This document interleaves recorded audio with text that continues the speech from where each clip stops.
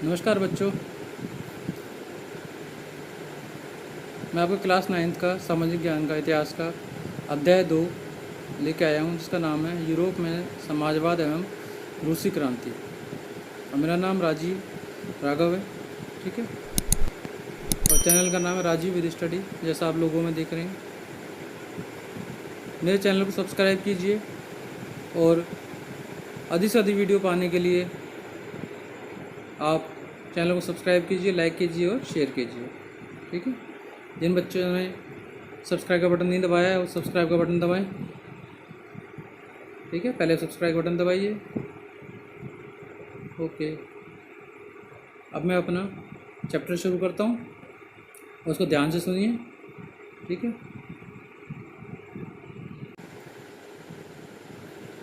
जैसे कि स्क्रीन पे आपका है चैप्टर का नाम यूरोप में समाजवाद एवं रूसी क्रांति। तो इसका इंट्रोडक्शन पढ़ते हैं पहले। सामाजिक परिवर्तन का युग।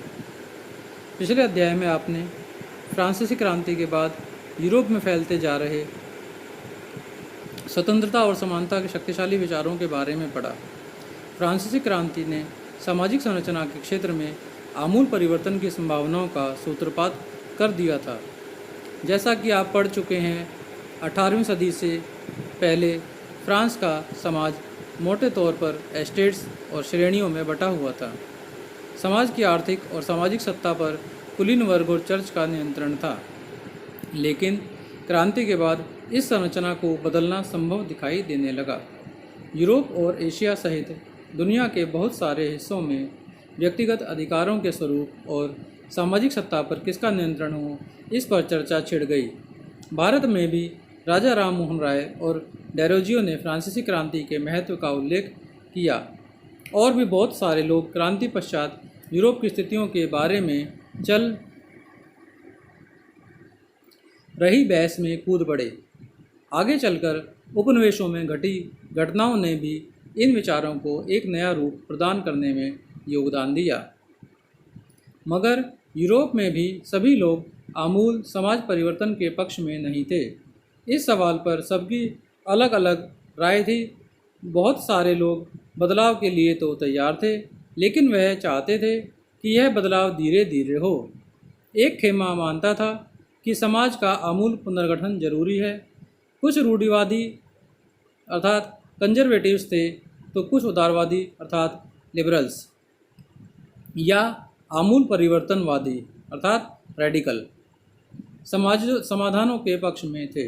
उस समय के संदर्भ में इन शब्दों का क्या मतलब था, राजनीति की इन धाराओं में क्या फ़र्क थे और कौन कौन सी बातें थी जो समान थी। यहाँ हमें ध्यान रखना चाहिए कि इन शब्दों का अर्थ हर काल और परिवेश में एक ही नहीं होता। इस अध्याय में हम 19वीं शताब्दी की कुछ महत्वपूर्ण राजनीतिक परंपराओं का अध्ययन करेंगे और देखेंगे कि उन्होंने परिवर्तन के संदर्भ में क्या असर डाला। इसके बाद हम एक ऐसी ऐतिहासिक घटना पर अपना ध्यान केंद्रित करेंगे जिसमें समाज के रेडिकल पुनर्गठन का एक गंभीर प्रयास किया गया। रूस में हुई क्रांति के फलस्वरूप समाजवाद 20वीं सदी का स्वरूप तय करने वाले सबसे महत्वपूर्ण और शक्तिशाली विचारों की श्रृंखला का हिस्सा बन गया। उदारवादी, रेडिकल और रूढ़िवादी। समाज परिवर्तन के समर्थकों में एक समूह उदारवादियों का था। उदारवादी ऐसा राष्ट्र चाहते थे जिसमें सभी धर्मों को बराबर का सम्मान और जगह मिले। शायद आप जानते होंगे कि उस समय यूरोप के देशों में प्राय किसी एक धर्म को ही ज़्यादा महत्व दिया जाता था। ब्रिटेन की सरकार चर्च ऑफ इंग्लैंड का समर्थन करती थी। ऑस्ट्रिया और स्पेन कैथोलिक चर्च के समर्थक थे। उदारवादी समूह वंश आधारित शासकों की अनियंत्रित सत्ता के भी विरोधी थे। वे सरकार के समक्ष व्यक्ति मात्र के अधिकारों की रक्षा के पक्षधर थे। उनका कहना था कि सरकार को किसी के अधिकारों का हनन करने या उन्हें छीनने का अधिकार नहीं दिया जाना चाहिए।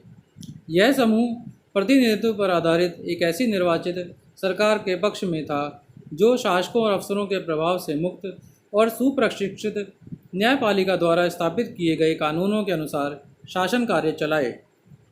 पर यह समूह लोकतंत्रवादी अर्थात डेमोक्रेट नहीं था। ये लोग सार्वभौमिक वयस्क मताधिकार यानी सभी नागरिकों को वोट का अधिकार देने के पक्ष में नहीं थे। उनका मानना था कि वोट का अधिकार केवल संपत्तिधारियों को ही मिलना चाहिए। इसके विपरीत रेडिकल समूह के लोग ऐसी सरकार के पक्ष में थे जो देश की आबादी के बहुमत के समर्थन पर आधारित हो। इनमें से बहुत सारे लोग महिला मताधिकार आंदोलन के भी समर्थक थे। उदारवादियों के विपरीत ये लोग बड़े जमींदारों और संपन्न उद्योगपतियों को प्राप्त किसी भी तरह के विशेषाधिकारों के खिलाफ थे। वे निजी संपत्ति के विरोधी नहीं थे, लेकिन केवल कुछ लोगों के पास संपत्ति के संकेंद्रण का विरोध जरूर करते थे। रूढ़िवादी तबका रेडिकल और उदारवादी दोनों के खिलाफ था, मगर फ्रांसीसी क्रांति के बाद तो रूढ़िवादी भी बदलाव की जरूरत को स्वीकार करने लगे थे।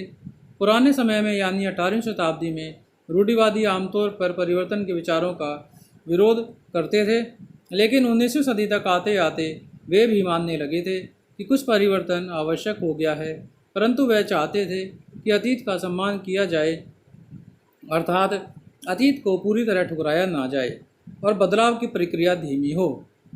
फ्रांसीसी क्रांति के बाद पैदा हुई राजनीतिक उथल पुथल के दौरान सामाजिक परिवर्तन पर केंद्रित इन विविध विचारों के बीच काफ़ी टकराव हुए। 19वीं सदी में क्रांति और राष्ट्रीय कायांतरण की विभिन्न कोशिशों ने इन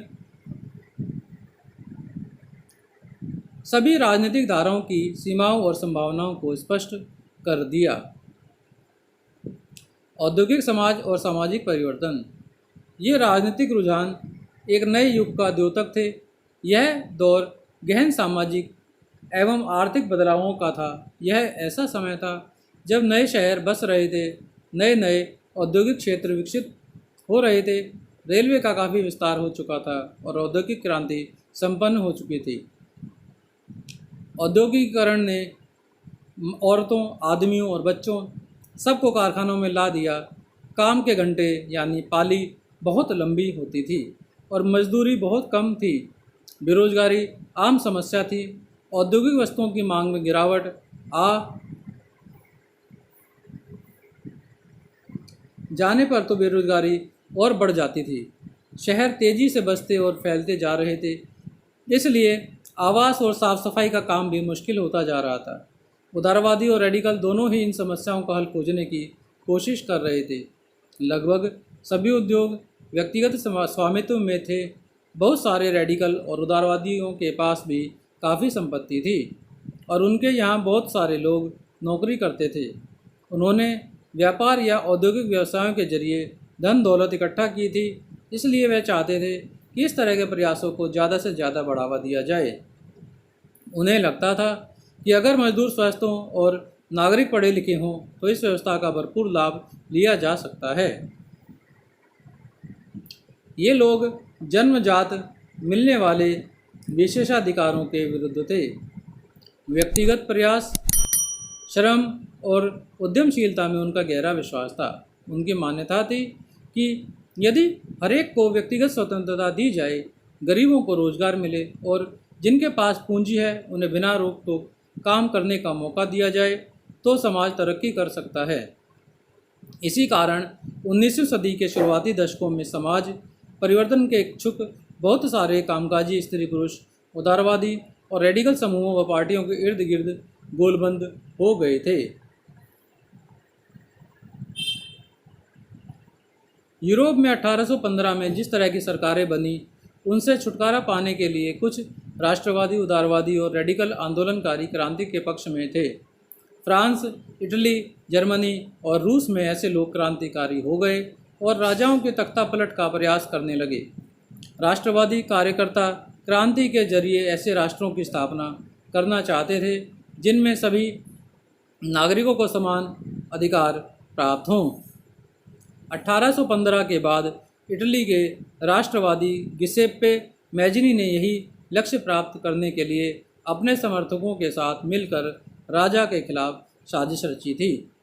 भारत सहित दुनिया भर के राष्ट्रवादी उसकी रचनाओं को पढ़ते थे।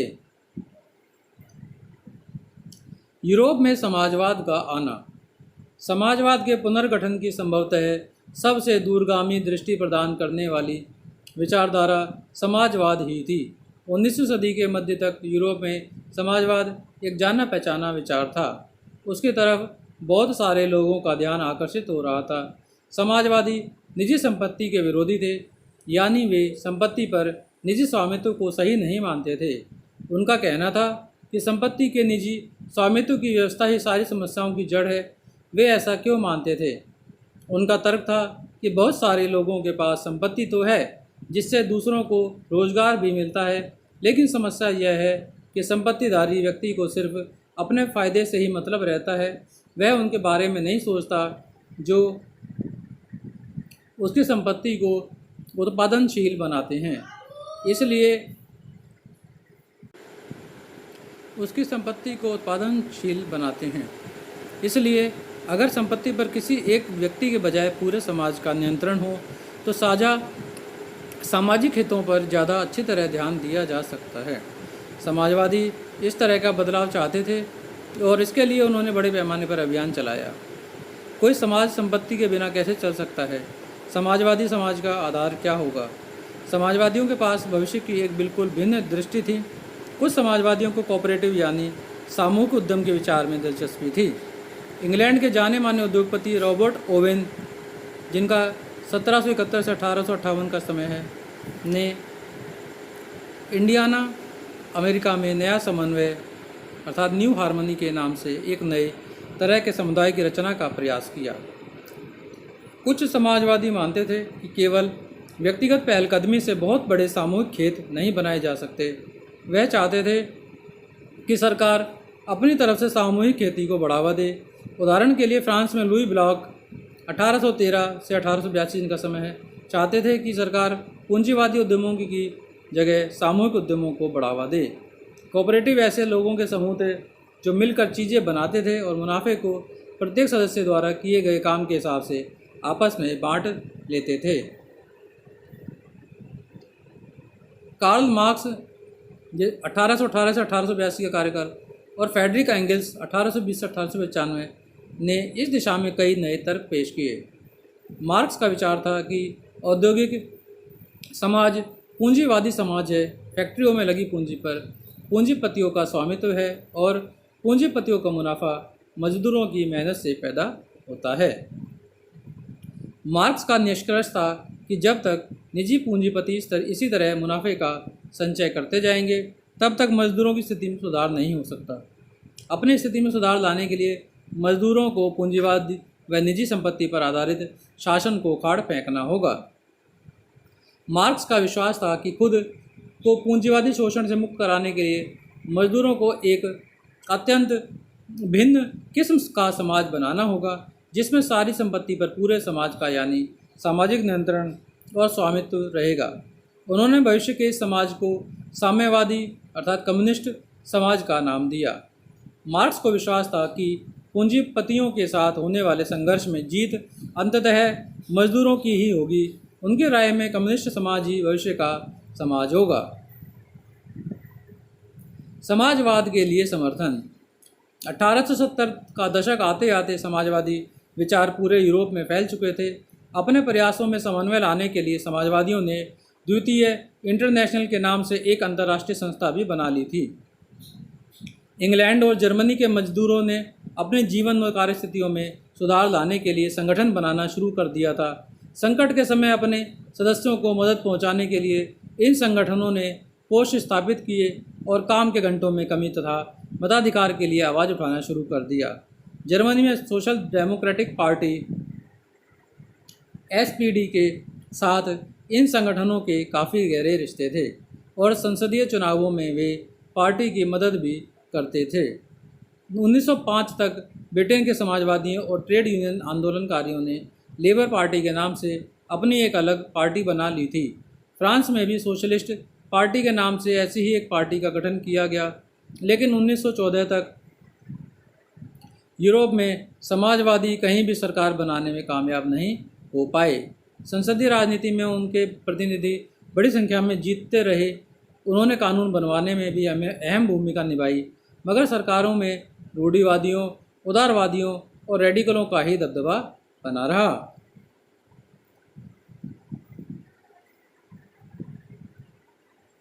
रूसी क्रांति। अब रूसी क्रांति के बारे में पढ़ते हैं हम। यूरोप के सबसे पिछड़े औद्योगिक देशों में से एक रूस में यह समीकरण उलट गया। 1917 की अक्टूबर क्रांति के जरिए रूस की सत्ता पर समाजवादियों ने कब्जा कर लिया। फरवरी 1917 में राजशाही के पतन और अक्टूबर की घटनाओं को ही अक्टूबर क्रांति कहा जाता है। ऐसा कैसे हुआ? क्रांति के समय रूस के सामाजिक और राजनीतिक हालात कैसे थे? इन सवालों का जवाब ढूंढने के लिए आइए क्रांति से कुछ साल पहले की स्थितियों पर नजर डालें। रूसी साम्राज्य 1914 में रूस और उसके पूरे साम्राज्य पर जार निकोलस II का अर्थात द्वितीय का शासन था। मॉस्को के आसपास पड़ने वाले भूक्षेत्र के अलावा आज का फिनलैंड, लातविया, लिथुआनिया, एस्टोनिया तथा पोलैंड, यूक्रेन व बेलारूस के कुछ हिस्से रूस के साम्राज्य के अंग थे। यह साम्राज्य प्रशांत महासागर तक फैला हुआ था और आज के मध्य एशियाई राज्यों के साथ साथ जॉर्जिया, आर्मेनिया व अजरबैजान भी इसी साम्राज्य के अंतर्गत आते थे। रूस में ग्रीक ऑर्थोडॉक्स चर्च से उपजी शाखा रूसी ऑर्थोडॉक्स क्रिश्चियनिटी को मानने वाले बहुमत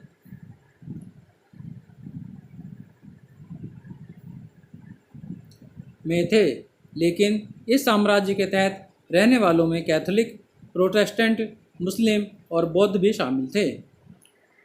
अर्थव्यवस्था और समाज।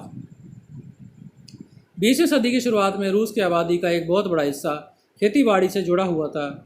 रूसी साम्राज्य की लगभग 85% जनता आजीविका के लिए खेती पर ही निर्भर थी। यूरोप के किसी भी देश में खेती पर आश्रित जनता का प्रतिशत इतना नहीं था। उदाहरण के तौर पर फ्रांस और जर्मनी में खेती पर निर्भर आबादी 40 से 50% से ज़्यादा नहीं थी। रूसी साम्राज्य के किसान अपनी ज़रूरतों के साथ साथ बाजार के लिए भी पैदावार करते थे। रूस अनाज का एक बड़ा निर्यातक था। उद्योग बहुत कम थे। सेंट पीटर्सबर्ग और मॉस्को प्रमुख औद्योगिक इलाके थे। हालांकि ज़्यादातर उत्पादन कारीगर ही करते थे, लेकिन कारीगरों की वर्कशॉपों के साथ साथ बड़े बड़े कल कारखाने भी मौजूद थे। बहुत सारे कारखाने 1890 के दशक में चालू हुए थे, जब रूस के रेल नेटवर्क को फैलाया जा रहा था। उसी समय रूसी उद्योगों में विदेशी निवेश भी तेज़ी से बढ़ा था। इन कारकों के चलते कुछ सालों में रूस के कोयला उत्पादन में 2 गुना और स्टील उत्पादन में 4 गुना वृद्धि हुई थी। सन 1900 तक कुछ इलाकों में तो कारीगरों और कारखाना मजदूरों की संख्या लगभग बराबर हो चुकी थी। ज़्यादातर कारखाने उद्योगपतियों की निजी संपत्ति थे। मजदूरों को न्यूनतम वेतन मिलता रहे और काम की पाली के घंटे निश्चित हो, इस बात का ध्यान रखने के लिए सरकारी विभाग बड़ी फैक्ट्रियों पर नज़र रखते थे। लेकिन फैक्ट्री इंस्पेक्टर भी नियमों के उल्लंघन को रोक पाने में नाकामयाब थे। कारीगरों की इकाइयों और वर्कशॉपों में काम की पाली प्राय 15 घंटे तक खिंच जाती थी, जबकि कारखानों में मजदूर आमतौर पर 10-12 घंटे की पालियों में काम करते थे। मजदूरों के रहने के लिए भी कमरों में से लेकर डॉर्मेटरी तक तरह तरह की व्यवस्था मौजूद थी। सामाजिक स्तर पर मजदूर बटे हुए थे। कुछ मजदूर अपने मूल गांवों के साथ अभी भी गहरे संबंध बनाए हुए थे। बहुत सारे मजदूर स्थायी रूप से शहरों में ही बस चुके थे। उनके बीच योग्यता और दक्षता के स्तर पर भी काफ़ी फर्क था। सेंट पीटर्सबर्ग के एक धातु मजदूर ने कहा था, धातु कर्मी मजदूरों में खुद को साहब मानते थे। उनके काम में ज़्यादा प्रशिक्षण और निपुणता की जरूरत जो रहती थी। 1914 में फैक्ट्री मजदूरों में औरतों की संख्या 31% थी, लेकिन उन्हें पुरुष मजदूरों के मुकाबले कम वेतन मिलता था। मर्दों की तनख्वाह के मुकाबले आधे से 3/4 तक। मजदूरों के बीच मौजूद फासला उनके पहनावे और व्यवहार में भी साफ दिखाई देता था। यद्यपि कुछ मजदूरों ने बेरोजगारी या आर्थिक संकट के समय एक दूसरे की मदद करने के लिए संगठन बना लिए थे, लेकिन ऐसे संगठन बहुत कम थे। इन विभेदों के बावजूद जब किसी को नौकरी से निकाल दिया जाता था या उन्हें मालिकों से कोई शिकायत होती थी, तो मजदूर एकजुट होकर हड़ताल भी कर देते थे। 1896 से 1897 के बीच कपड़ा उद्योग में और 1902 में धातु उद्योग में ऐसी हड़तालें काफ़ी बड़ी संख्या में आयोजित की गईं। देहात की ज़्यादातर ज़मीन पर किसान खेती करते थे, लेकिन विशाल संपत्तियों पर सामंतों, राजशाही और ऑर्थोडॉक्स चर्च का कब्जा था। मजदूरों की तरह किसान भी बटे हुए थे। किसान बहुत धार्मिक स्वभाव के थे। इक्का दुक्का अपवादों को छोड़ दिया जाए तो वे सामंतों और नवाबों का बिल्कुल सम्मान नहीं करते थे। नवाबों और सामंतों को जो सत्ता और हैसियत मिली हुई थी वह लोकप्रियता की वजह से नहीं, बल्कि जार के प्रति उनकी निष्ठा और सेवाओं के बदले में मिली थी।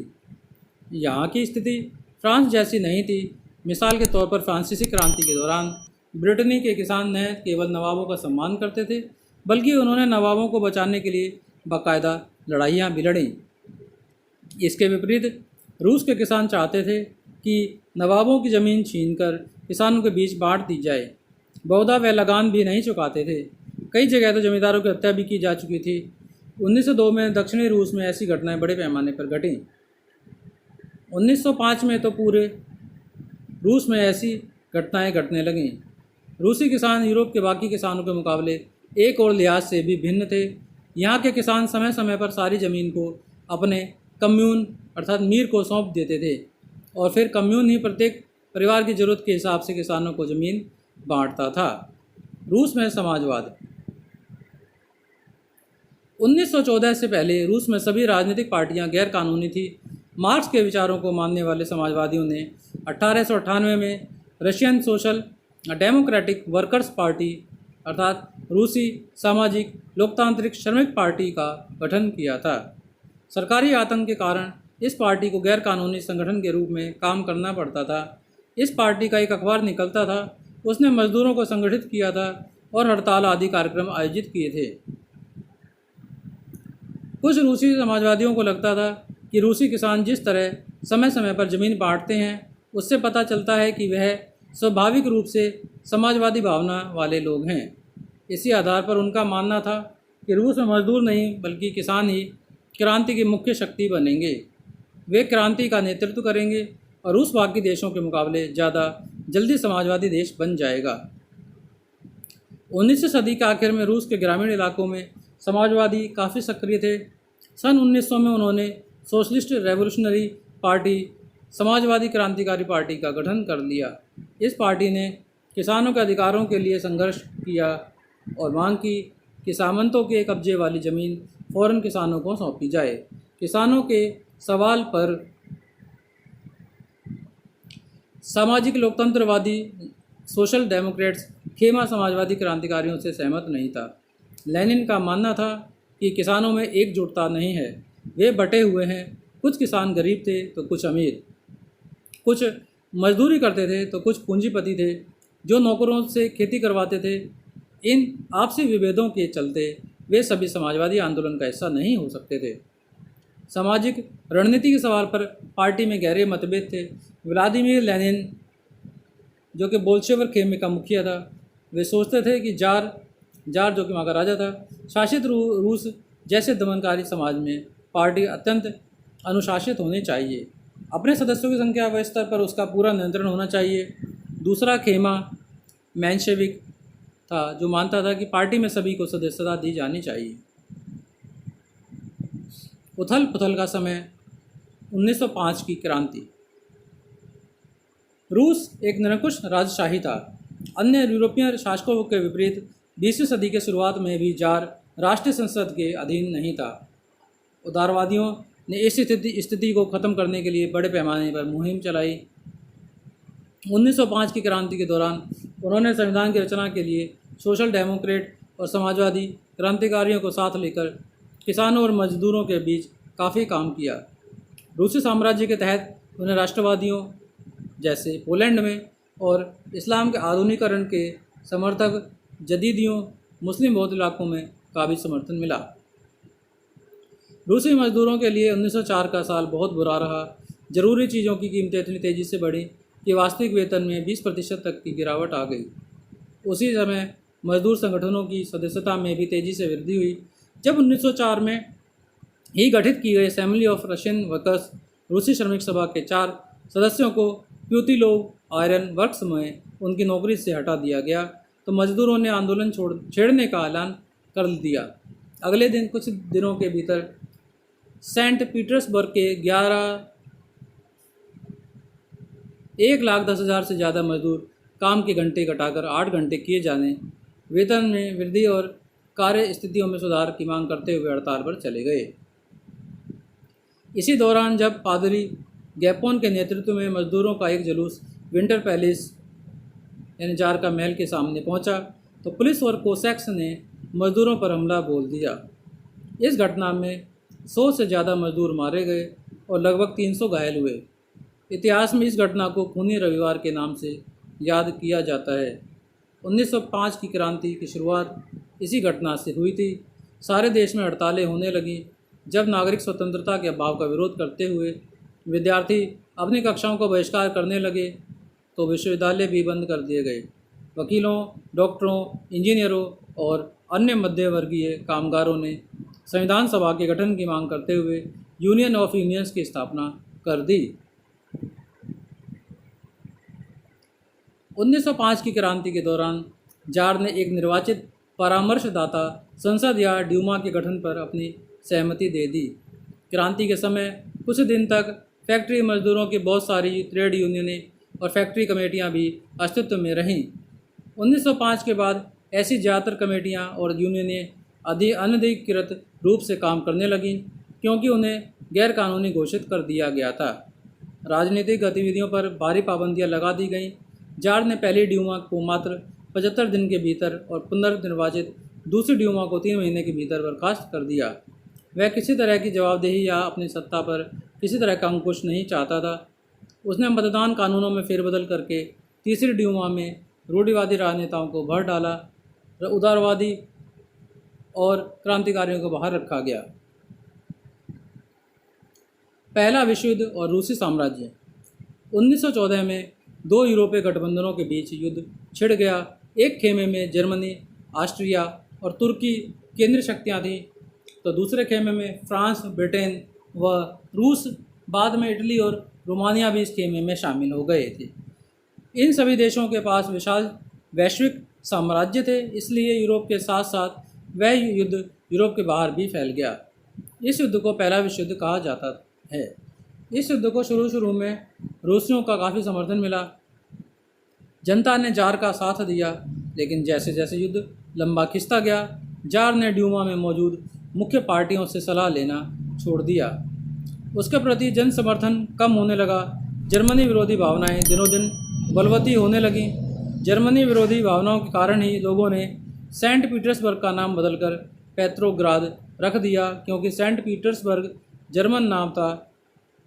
जारीना, जार की पत्नी महारानी अलेक्सांद्रा के जर्मन मूल का होने और उसके घटिया सलाहकारों, खास तौर से रासपुतिन नामक के सन्यासी ने राजशाही को और अलोकप्रिय बना दिया। प्रथम विश्व युद्ध के पूर्वी मोर्चे पर चल रही लड़ाई पश्चिमी मोर्चे की लड़ाई से भिन्न थी। पश्चिम में सैनिक पूर्वी फ्रांस की सीमा पर बनी खाइयों से लड़ रहे थे, जबकि पूर्वी मोर्चे पर सेना ने काफ़ी बड़ा फासला तय कर लिया था। इस मोर्चे पर बहुत सारे सैनिक मौत के मुंह में जा चुके थे। सेना की पराजय ने रूसियों का मनोबल तोड़ दिया। 1914 से 1916 के बीच जर्मनी और ऑस्ट्रिया में रूसी सेनाओं को भारी पराजय झेलनी पड़ी। 1917 तक 70 लाख लोग मारे जा चुके थे। पीछे हटती रूसी सेनाओं ने रास्ते में पड़ने वाली फसलों और इमारतों को भी नष्ट कर डाला, ताकि दुश्मन की सेना वहाँ टिक ही ना सके। फसलों और इमारतों के विनाश से रूस में 30 लाख से ज़्यादा लोग शरणार्थी हो गए। इन हालात ने सरकार और जार दोनों को अलोकप्रिय बना दिया। सिपाही भी युद्ध से तंग आ चुके थे, अब वे लड़ना नहीं चाहते थे।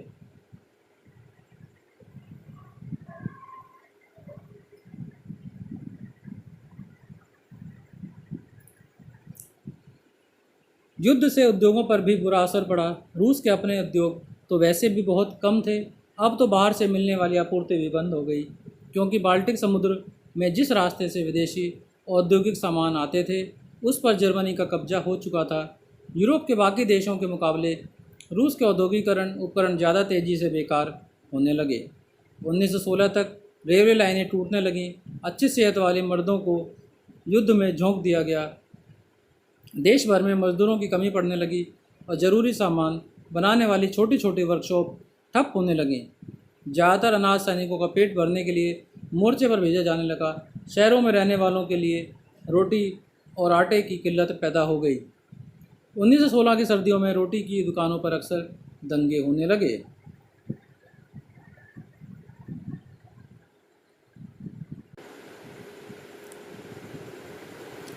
पेट्रोग्राद में फरवरी क्रांति।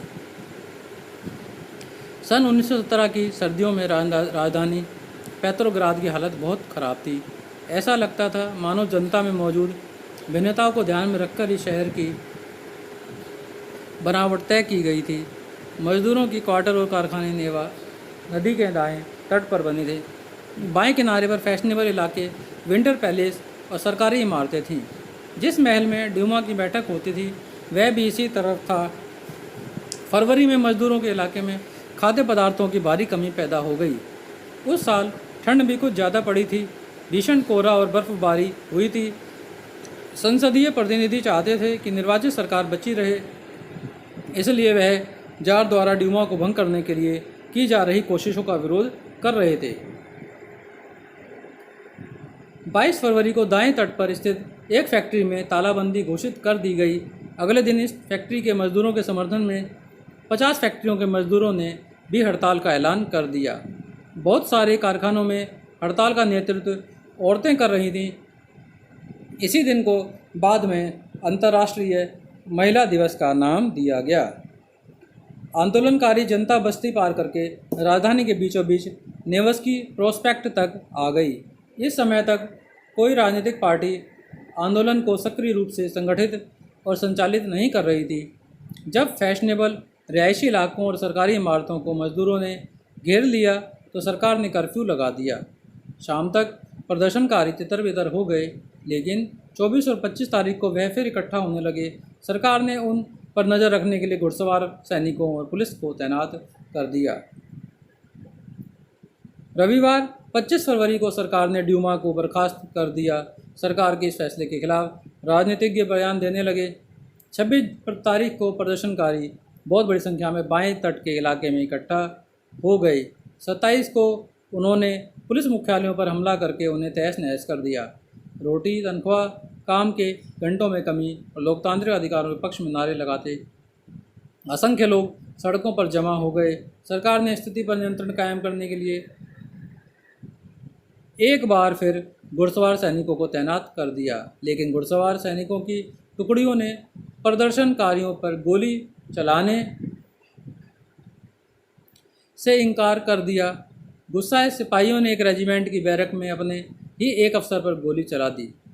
3 दूसरी रेजिमेंटों ने भी बगावत कर दी और हड़ताली मजदूरों के साथ आ मिले। उस शाम को सिपाही और मजदूर एक सोवियत या परिषद का गठन करने के लिए उसी इमारत में जमा हुए जहां अब ड्यूमा की बैठक हुआ करती थी। यहीं से पेट्रोग्राद सोवियत का जन्म हुआ। अगले दिन एक प्रतिनिधि मंडल जार से मिलने गया। सैनिक कमांडरों ने उसे सलाह दी कि वह राजगद्दी छोड़ दे। उसने कमांडरों की बात मान ली और 2 मार्च को गद्दी छोड़ दी। सोवियत और ड्यूमा के नेताओं ने देश का शासन चलाने के लिए एक अंतरिम सरकार बना ली। तय किया गया कि इस रूस के भविष्य के बारे में फैसला लेने की जिम्मेदारी संविधान सभा को सौंप दी जाए और उसका चुनाव सार्वभौमिक वयस्क मताधिकार के आधार पर किया जाए। फरवरी 1917 में राजशाही को गद्दी से हटाने वाली क्रांति का झंडा पेट्रोग्राद की जनता के हाथों में था।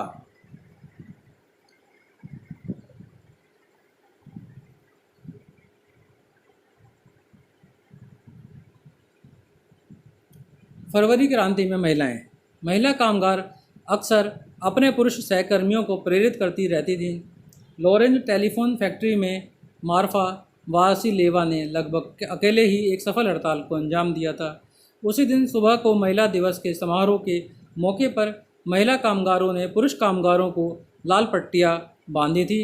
इसके बाद मिलिंग मशीन ऑपरेटर का काम करने वाली मार्फा वासिलेवा ने काम रोक दिया और आनन फानन हड़ताल का आह्वान कर डाला। काम पर मौजूद मजदूर उसके समर्थन को पहले ही तैयार थे। फोरमैन ने इस बारे में प्रबंधकों को सूचित कर दिया और उसके लिए पाव रोटी भिजवाई। उसने पाव रोटी तो ले ली, लेकिन काम पर लौटने से इनकार कर दिया। जब प्रशासक ने उससे पूछा कि वह काम क्यों नहीं करना चाहती, तो उसने पलट कर जवाब दिया कि जब बाकी सारे भूखे हों तो मैं अकेले पेट भरने की नहीं सोच सकती। मार्फा के समर्थन में फैक्ट्री के दूसरे विभाग में काम करने वाली महिलाएं भी इकट्ठी हो गईं और धीरे धीरे बाकी सारी औरतों ने भी काम रोक दिया। जल्दी ही पुरुषों ने भी औजार जमीन पर डाल दिए और पूरा हजूम सड़क पर निकल आया। फरवरी के बाद अंतिम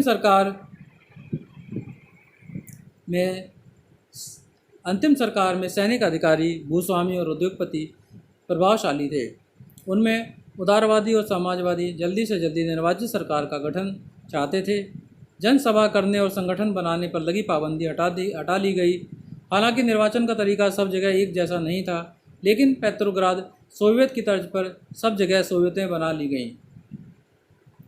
अप्रैल 1917 में बोल्शेविकों के निर्वासित नेता व्लादिमीर लेनिन रूस लौट आए। लेनिन के नेतृत्व में बोल्शेविक 1914 से ही युद्ध का विरोध कर रहे थे। उनका कहना था कि अब सोवियतों को सत्ता अपने हाथों में ले लेनी चाहिए। लेनिन ने बयान दिया कि युद्ध समाप्त किया जाए, सारी संपत्ति किसानों के हवाले की जाए और बैंकों का राष्ट्रीयकरण किया जाए।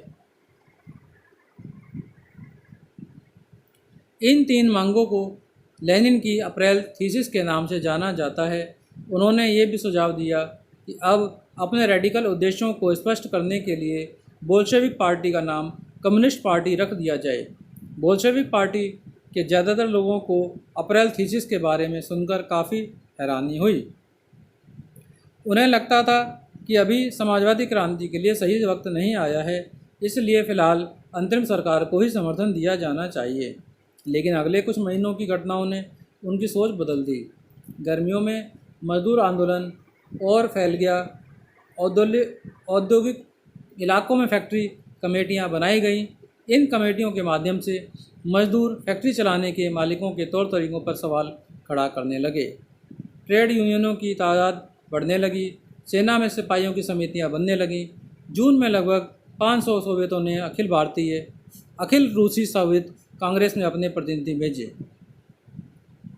जैसे जैसे अंतरिम सरकार की ताकत कमज़ोर होने लगी और बोल्शेविकों का प्रभाव बढ़ने लगा, सरकार असंतोष को दबाने के लिए सख्त कदम उठाने लगी। सरकार ने फैक्ट्रियां चलाने की मजदूरों द्वारा की जा रही कोशिशों को रोकना और मजदूरों के नेताओं को गिरफ्तार करना शुरू कर दिया। जुलाई 1917 में बोल्शेविकों द्वारा आयोजित किए गए विशाल प्रदर्शनों का भारी दमन किया गया। बहुत सारे बोल्शेविक नेताओं को छिपना या भागना पड़ा। गांवों में किसान और उनके समाजवादी क्रांतिकारी नेता भूमि पुनर्वितरण के लिए दबाव डालने लगे थे। इस काम के लिए भूमि समितियां बना दी गईं। सामाजिक क्रांतिकारियों से प्रेरणा और प्रोत्साहन लेते हुए जुलाई से सितंबर के बीच किसानों ने बहुत सारी ज़मीन पर कब्जा कर लिया।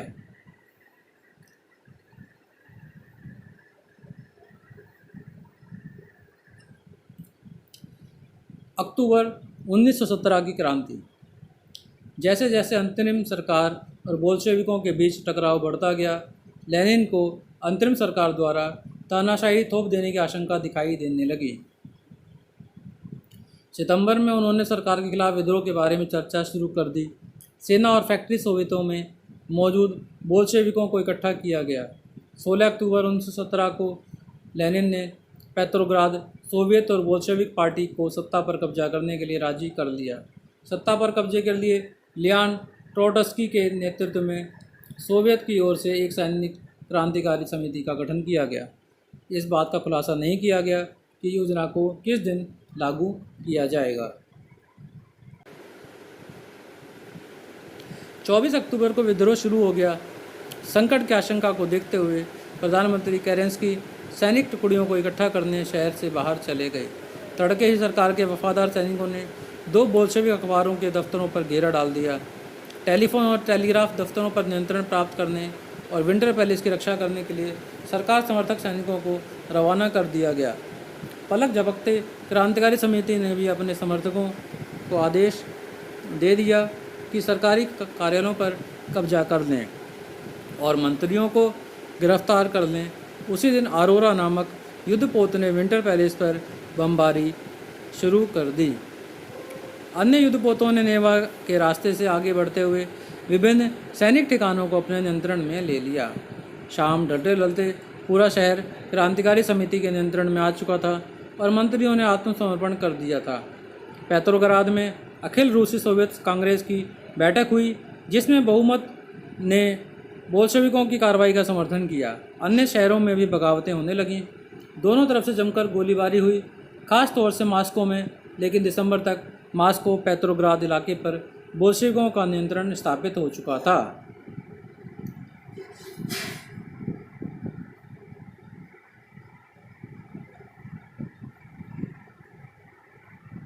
अक्टूबर के बाद क्या बदला? अक्टूबर के बाद क्या बदला? बोल्शेविक निजी संपत्ति की व्यवस्था के पूरी तरह खिलाफ थे। ज़्यादातर उद्योगों और बैंकों का नवंबर 1917 में ही राष्ट्रीयकरण किया जा चुका था। उनका स्वामित्व और प्रबंधन सरकार के नियंत्रण में आ चुका था। जमीन को सामाजिक संपत्ति घोषित कर दिया गया। किसानों को सामंतों की ज़मीनों पर कब्जा करने की खुली छूट दे दी गई। शहरों में बोल्शेविकों ने मकान मालिकों के लिए पर्याप्त हिस्सा छोड़कर उनके बड़े मकानों के छोटे छोटे हिस्से कर दिए, ताकि बेघर-बार या ज़रूरतमंद लोगों को भी रहने की जगह दी जा सके। उन्होंने अभिजात्य वर्ग द्वारा पुरानी पदवियों के इस्तेमाल पर रोक लगा दी। परिवर्तन को स्पष्ट रूप से सामने लाने के लिए सेना और सरकारी अफसरों की वर्दियां बदल दी गईं। इसके लिए 1918 में एक परिधान प्रतियोगिता आयोजित की गई, जिसमें सोवियत टोपी बुदियुनोवका का चुनाव किया गया। बोल्शेविक पार्टी का नाम बदलकर रूसी कम्युनिस्ट पार्टी बोल्शेविक रख दिया गया। नवंबर 1917 में बोल्शेविकों ने संविधान सभा के लिए चुनाव कराए, लेकिन इन चुनावों में उन्हें बहुमत नहीं मिल पाया। जनवरी 1918 में असेंबली ने बोल्शेविकों के प्रस्तावों को खारिज कर दिया और लेनिन ने असेंबली बर्खास्त कर दी। उनका मत था कि अनिश्चित परिस्थितियों में चुनी गई असेंबली के मुकाबले अखिल रूसी सोवियत कांग्रेस कहीं ज़्यादा लोकतांत्रिक संस्था है। मार्च 1918 में अन्य राजनीतिक सहयोगियों की असहमति के बावजूद बोल्शेविकों ने ब्रेस्ट लिटोवस्क में जर्मनी से संधि कर ली। आने वाले सालों में बोल्शेविक पार्टी अखिल रूसी सोवियत कांग्रेस के लिए होने वाले चुनावों में हिस्सा लेने वाली एकमात्र पार्टी रह गई। अखिल रूसी सोवियत कांग्रेस को अब देश की संसद का दर्जा दे दिया गया था। रूस एक दलीय राजनीतिक व्यवस्था वाला देश बन गया। ट्रेड यूनियनों वाली पार्टी का नियंत्रण रहता था।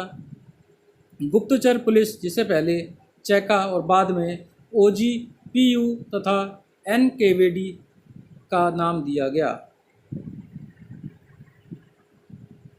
बोल्शेविकों की आलोचना करने वालों को दंडित करती थी। बहुत सारे युवा लेखक और कलाकार भी पार्टी की तरफ आकर्षित हुए, क्योंकि वह समाजवाद और परिवर्तन के प्रति समर्पित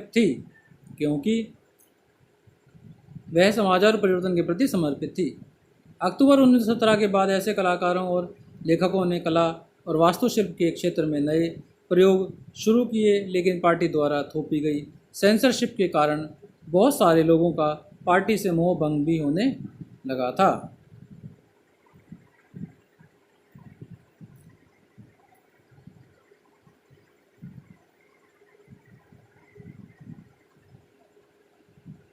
पच्चीस अक्टूबर 1905 को हुई क्रांतिकारी उथल पुथल की खबर अगले ही दिन गांव में पहुंच गई। लोगों ने खूब खुशियां मनाई। किसानों के लिए इसका मतलब था मुफ्त ज़मीन और युद्ध का खात्मा।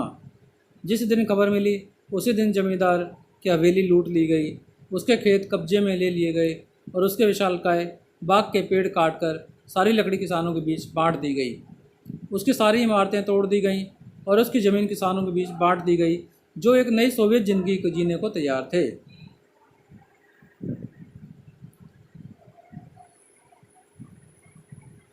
एक जमींदार परिवार के सदस्य ने अपने रिश्तेदार को भेजे खत में लिखा कि उसके परिवार की जागीर के साथ क्या हुआ। तख्ता पलट बिना किसी परेशानी के खामोशी से और शांतिपूर्वक वो पूरा हो गया। शुरुआती दिन बर्दाश्त के बाहर थे। मिखाइलोविच, जो जागीर का मालिक था, शांत था, लड़कियां भी। इसमें कोई शक नहीं कि चेयरमैन का व्यवहार सही है। बल्कि वह बड़ी विनम्रता से बात करता है। हमारे पास 2 गाय और 2 घोड़े छोड़ दिए गए। नौकर बार बार उन्हें यही कहते हैं कि हमारी फिक्र ना करें, उन्हें जीने दें, उनकी सुरक्षा और संपत्ति का जिम्मा हमारे ऊपर है, हम उनसे मानवता भरा व्यवहार ही करेंगे। अफवाह है कि कई गांवों में लोग कमेटियों को बाहर निकालकर पूरी जागीर दोबारा मिखाइल लोविच को सौंपना चाहते हैं। पता नहीं ऐसा होगा या नहीं, या यह हमारे लिए अच्छा भी रहेगा या नहीं, पर हमें इस बात का संतोष है कि हमारे लोगों में चेतना है।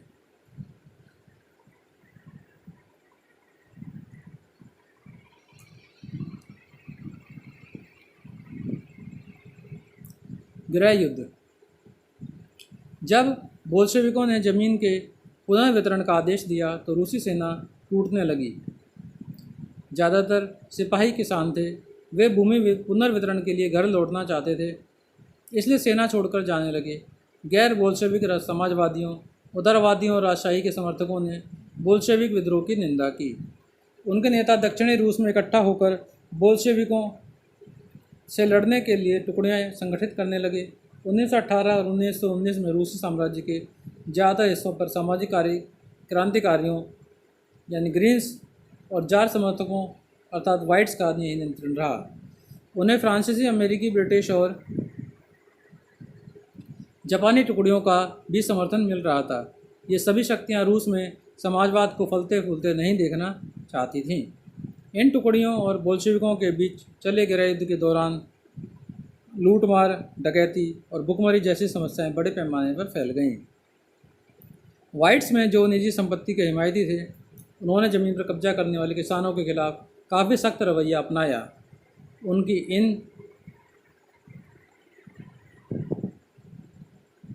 इन हरकतों के कारण तो गैर बोल्शेविकों के प्रति जन समर्थन और भी तेज़ी से घटने लगा। जनवरी 1920 तक भूतपूर्व रूसी साम्राज्य के ज़्यादातर हिस्सों पर बोल्शेविकों का नियंत्रण कायम हो चुका था। उन्हें गैर रूसी राष्ट्रवादियों और मुस्लिम जदीदियों की मदद से यह कामयाबी मिली थी। जहां रूसी उपनिवेशवादी ही बोल्शेविक विचारधारा के अनुयायी बन गए थे, वहां यह मदद काम नहीं आ सकी। मध्य एशिया स्थित खीवा में बोल्शेविक उपनिवेशकों ने समाजवाद की रक्षा के नाम पर स्थानीय राष्ट्रवादियों का बड़े पैमाने पर कत्लेआम किया। ऐसे हालात में बहुत सारे लोगों को यह समझ में नहीं आ रहा था कि बोल्शेविक सरकार क्या चाहती है। आंशिक रूप से इसी समस्या से निपटने के लिए ज़्यादातर गैर रूसी राष्ट्रीयताओं को सोवियत संघ USSR दिसंबर 1922 में रूसी साम्राज्य में से बोल्शेविकों के द्वारा स्थापित किया गया। राज्य के अंतर्गत राजनीतिक स्वायत्तता दे दी गई, लेकिन क्योंकि बोल्शेविकों ने स्थानीय सरकारों पर कई अलोकप्रिय और सख्त नीतियां जैसे घुमंतुवाद की रोकथाम की कड़ी कोशिशें थोप दी थीं, इसलिए विभिन्न राष्ट्रीयताओं का विश्वास जीतने के प्रयास आंशिक रूप से ही सफल हो पाए। समाजवादी समाज का निर्माण। समाजवादी सरकार समाज का निर्माण। गृह युद्ध के दौरान बोल्शेविकों ने उद्योगों और बैंकों के राष्ट्रीयकरण को जारी रखा। उन्होंने किसानों को ज़मीन पर खेती की छूट दे दी, जिसका समाजीकरण किया जा चुका था। जब्त किए गए खेतों का इस्तेमाल बोल्शेविक यह दिखाने के लिए करते थे कि सामूहिकता क्या होती है। शासन के लिए केंद्रीकृत नियोजन की व्यवस्था लागू की गई। अफसर इस बात का हिसाब लगाते थे कि अर्थव्यवस्था किस तरह काम कर सकती है। इस आधार पर वे 5 साल के लिए लक्ष्य तय कर देते थे। इसी आधार पर उन्होंने पंचवर्षीय योजनाएं बनानी शुरू की। पहली 2 योजनाओं 1927 से 1932 तक और दूसरी 1933 से 1938 के दौरान औद्योगिक विकास को बढ़ावा देने के लिए सरकार ने सभी तरह की कीमतें स्थिर कर दीं। केंद्रीकृत नियोजन ने आर्थिक विकास को काफ़ी गति मिली। औद्योगिक उत्पादन बढ़ने लगा। 1929 से 1933 के बीच तेल, कोयले और स्टील के उत्पादन में 100% की वृद्धि हुई। नए नए औद्योगिक शहर अस्तित्व में आए, मगर तेज निर्माण कार्यों के दबाव में कार्यस्थितियाँ खराब होने लगीं। मैग्नीटोगोर्स्क शहर में एक स्टील संयंत्र का निर्माण कार्य 3 साल के भीतर पूरा कर लिया गया। इस दौरान मजदूरों को बड़ी सख्त जिंदगी गुजारनी पड़ी, जिसका नतीजा ये हुआ कि पहले ही साल में 550 बार काम रुका। रिहायशी क्वार्टरों में जाड़ों में शौचालय जाने के लिए 40 डिग्री कम तापमान पर लोग चौथी मंजिल से उतरकर सड़क के पार दौड़कर जाते थे।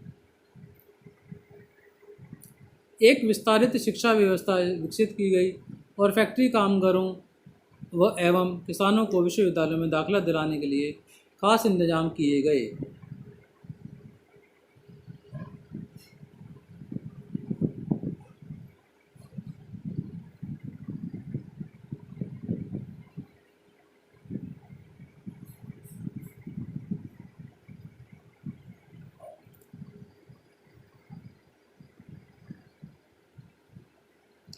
यूक्रेन के एक गांव में समाजवादी खेती। दो कब्जा किए गए खेतों को लेकर एक कम्यून बनाया गया। कम्यून में कुल 13 परिवार और 70 लोग थे। खेतों से हासिल किए गए कृषि उपकरणों को कम्यून के हवाले कर दिया गया। सभी सदस्य सामूहिक भोजनालय में खाना खाते थे। सहकारी साम्यवाद के सिद्धांत के आधार पर आमदनी को सबके बीच बांट लिया जाता था। सदस्यों के श्रम से होने वाली सारी आय और कम्यून के पास मौजूद सारे रिहायशी मकानों और सुविधाओं का कम्यून के सदस्य मिलकर इस्तेमाल करते थे।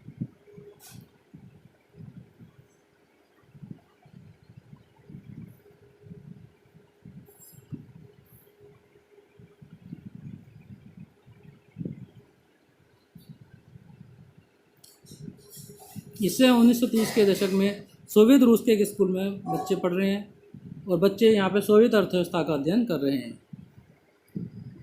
यहाँ पे कारखानों को समाजवाद के प्रतीक की तरह माना जाता था। पोस्टर में लिखा है, चिमनियों से निकलता धुआं ही सोवियत रूस की सांस है। क्या लिखा है पोस्टर में? चिमनियों से निकलता धुआं ही सोवियत रूस की सांस है।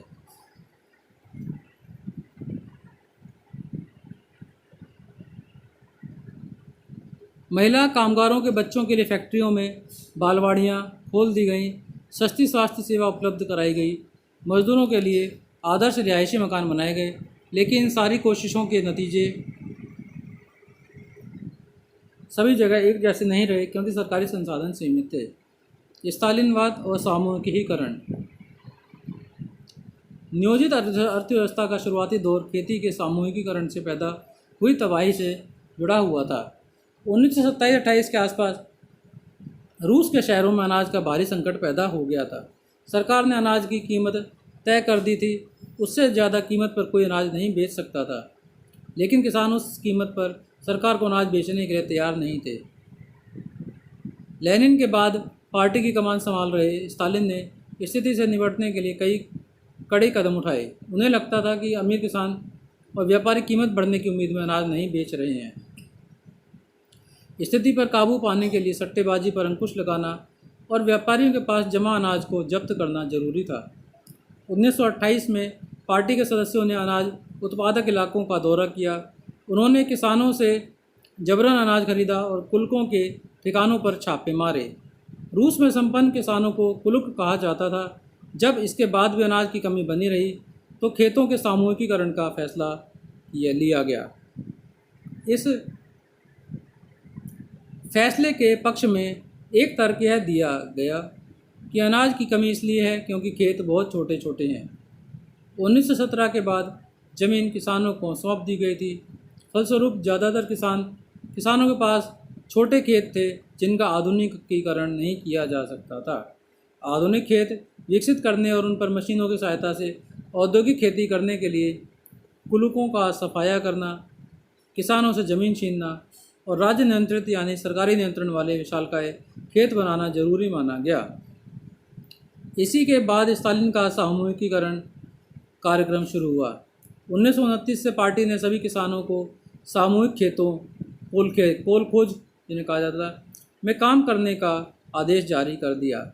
ज़्यादातर ज़मीन और साजो सामान सामूहिक खेतों के स्वामित्व में सौंप दिए गए।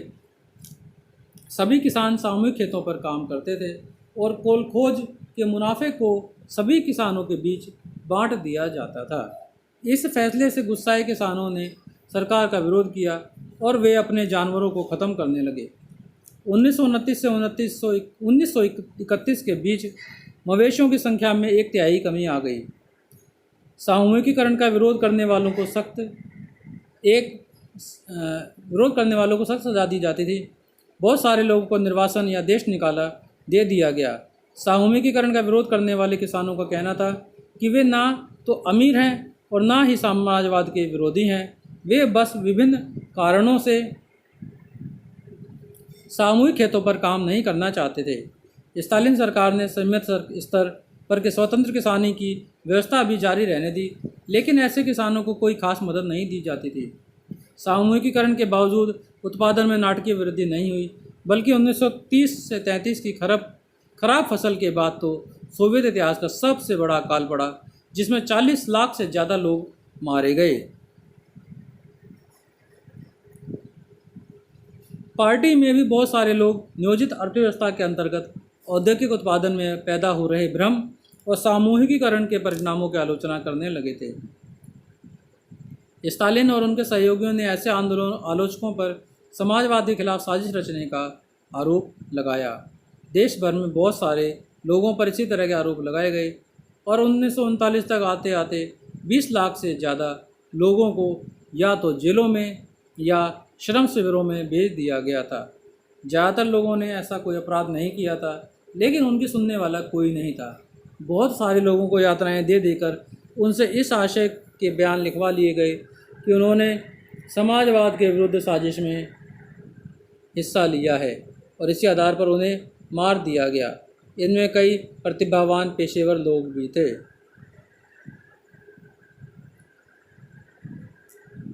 सामूहिकीकरण के विरोध और सरकार की प्रतिक्रिया का सरकारी विवरण। इस साल फरवरी के दूसरे पखवाड़े से यूक्रेन के विभिन्न क्षेत्रों में किसानों ने बड़े पैमाने पर विद्रोह किए हैं। यह स्थिति सामूहिकीकरण के क्रियान्वयन के दौरान पार्टी के निचले कार्यकर्ताओं द्वारा पार्टी लाइन को ठीक से लागू न किए जाने और गर्मियों में होने वाली कटाई की तैयारियों का परिणाम है।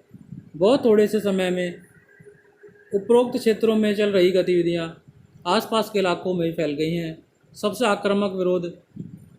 आक्रामक विद्रोह सीमावर्ती इलाकों में हुए हैं। विद्रोही किसानों का ज़्यादा जोर इस बात पर है कि सामूहिकीकरण के कारण उनसे छीन लिया गया अनाज, मवेशी और औजार उन्हें लौटा दिए जाएं। 1 फरवरी से 15 मार्च के बीच 25,000 गिरफ्तारियां हो चुकी हैं। 656 को मृत्युदंड दिया गया है। 3,673 को श्रम शिविरों में बंद कर दिया गया है और 5,580 को देश निकाला दिया गया है। यूक्रेन राज्य पुलिस प्रशासन के प्रमुख के.एम. कार्लसन द्वारा कम्युनिस्ट पार्टी की केंद्रीय समिति को भेजी गई रिपोर्ट 19 मार्च 1930।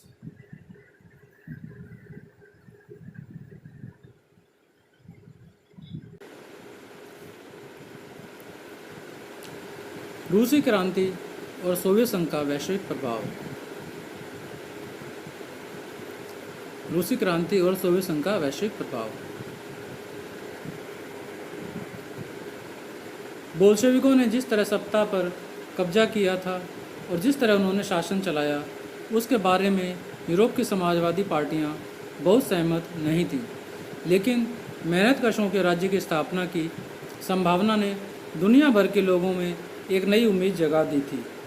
बहुत सारे देशों में कम्युनिस्ट पार्टियों का गठन किया गया, जैसे इंग्लैंड में communist party of great Britain की स्थापना की गई। बोल्शेविकों ने उपनिवेशों की जनता को भी उनके रास्ते का अनुसरण करने के लिए प्रोत्साहित किया।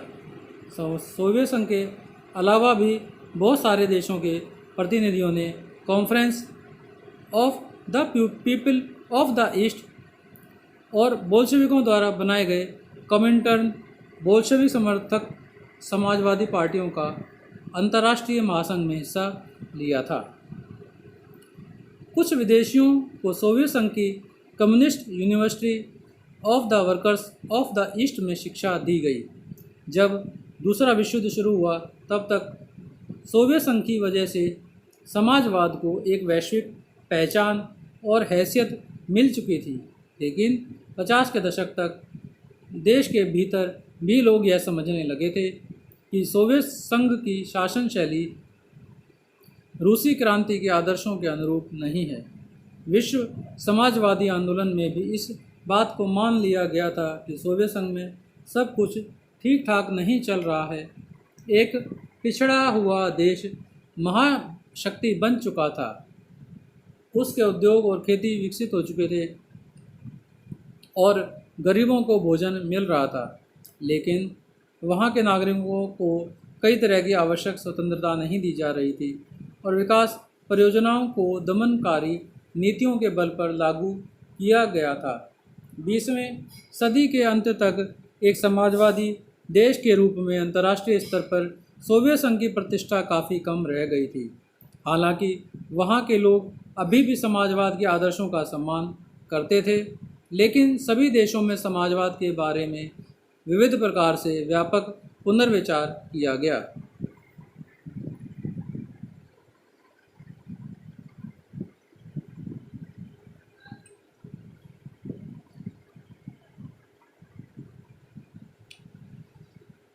रूसी क्रांति से प्रेरित होने वालों में बहुत सारे भारतीय भी थे। उनमें से कई ने कम्युनिस्ट विश्वविद्यालय में शिक्षा प्राप्त की। 1920 के दशक में भारत में भी कम्युनिस्ट पार्टी का गठन कर लिया गया था। इस पार्टी के सदस्य सोवियत कम्युनिस्ट पार्टी के संपर्क में रहते थे। कई महत्वपूर्ण भारतीय राजनीतिक एवं सांस्कृतिक व्यक्तियों ने सोवियत प्रयोग में दिलचस्पी ली और वहाँ का दौरा किया। रूस जाने वाले भारतीयों में जवाहरलाल नेहरू और रविंद्रनाथ टैगोर भी थे, जिन्होंने सोवियत समाजवाद के बारे में लिखा भी। भारतीय लेखन में सोवियत रूस की अलग अलग छवियां दिखाई देती थीं। हिंदी में आर.एस. अवस्थी ने 1920-21 में Russian revolution, Lenin, his life and his thoughts और द रेड रेवोल्यूशन नामक किताबें लिखी हैं। उनके अलावा S.D. विद्यालंकार ने the rebirth of Russia, the Soviet state of Russia नामक पुस्तकें लिखीं। इन विषयों पर बंगाली, मराठी, मलयालम, तमिल और तेलुगु में भी बहुत कुछ लिखा गया। सोवियत रूस में एक भारतीय, जो 1920 की बात है, ये अपनी ज़िंदगी में पहली बार हम लोग यूरोपियों को एशियाइयों के साथ मुक्त भाव से मिलते बतियाते देख रहे थे। जब हमने रूसियों को देश के बाकी लोगों के साथ सहज भाव से घुलते मिलते देखा तो हमें यकीन हो गया कि हम सच्ची समानता की दुनिया में आ पहुँचे हैं। हमें स्वतंत्रता सही मायनों में साकार होती दिखाई दे रही थी। प्रति क्रांतिकारियों और साम्राज्यवादियों की हरकतों से पैदा हुई गरीबी के बावजूद लोग बाग पहले से ज़्यादा खुश और संतुष्ट दिखाई दे रहे थे। क्रांति ने उनमें आत्मविश्वास और निडरता भर दी है। 50 अलग अलग राष्ट्रीयताओं के लोगों के बीच मानवता का असली भाईचारा यही साकार होने वाला है। जाति या धर्म की कोई सीमा उन्हें एक दूसरे के साथ घुलने मिलने से नहीं रोक रही थी। हर जीव को एक कुशल वक्ता बना दिया गया है। आप वहाँ मजदूरों, किसानों और सिपाहियों सभी को पेशेवर वक्ता की तरह बहस करते हुए देख सकते हैं। रूस में रविंद्रनाथ टैगोर 1930। मॉस्को बाकी यूरोपीय राजधानियों के मुकाबले कम साफ सुथरा दिखाई देता है। सड़क पर भागम भाग में लगा कोई व्यक्ति बहुत स्मार्ट नहीं लगता। सारी जगह मजदूरों की है। यहाँ आम जनता रईसों के साये में किसी तरह दबती दिखाई नहीं देती। जो लोग सदियों से नेपथ्य में छिपे हुए थे आज सामने आ खड़े हुए हैं। मैं अपने देश के किसानों और मजदूरों के बारे में सोचने लगा। मेरे सामने जो कुछ था उसे देखकर लगता था कि यह अरेबियन नाइट्स के किसी जिन्न की करामात है। यहाँ महज एक दशक पहले ये भी हमारे लोगों जितने ही अनपढ़, लाचार और भूखे थे। ये देखकर मेरे जैसे अभागे हिंदुस्तानी से ज़्यादा अचंभा और भला किसको होगा कि इन लोगों ने इतने थोड़े से सालों में अज्ञानता और बेसहारेपन के पहाड़ को उतार फेंका है। यहाँ से आपका जो अध्याय है वो पूरा होता है। आप इसके प्रश्न पढ़िए और उनके उत्तर इस वीडियो को बार बार देखकर आप जानने की कोशिश कीजिए। ठीक है। अगर आप लोग मेरे को कमेंट कीजिए, अगर आप कहेंगे तो मैं इसके प्रश्न के उत्तर भी मैं आपको भेज दूंगा, उनको याद करा दूंगा। लेकिन आप इसको पहले वीडियो को बार बार देखकर क्वेश्चंस को मन में रख के, सामने रख के उसको वीडियो को बार बार देखें, पढ़ें, समझें। ठीक है, और अपने आप उसको अपना कॉन्फिडेंस हासिल करें। बच्चों, आगे वीडियो को देखने के लिए चैनल को सब्सक्राइब कीजिए, वीडियो को शेयर कीजिए और लाइक कीजिए, और अपने ज़रूरतमंद सभी दोस्तों में इस वीडियो को पहुंचाइए। वीडियो देखने के लिए धन्यवाद।